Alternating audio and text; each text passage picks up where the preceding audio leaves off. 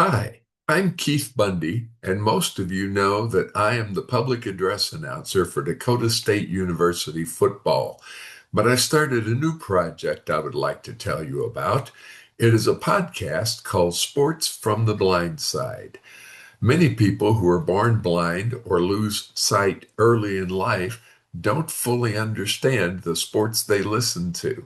In addition, many have never had the opportunity to play sports competitively. So, we are going to introduce sports from the perspective of a blind person.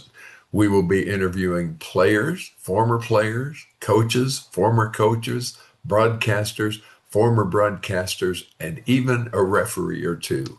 You can find the podcast on Apple, iHeart, Spotify, and Amazon, and the podcast will air every 2 weeks. You can also subscribe to the podcast and listen to it from our website, sportsfromtheblindside.com.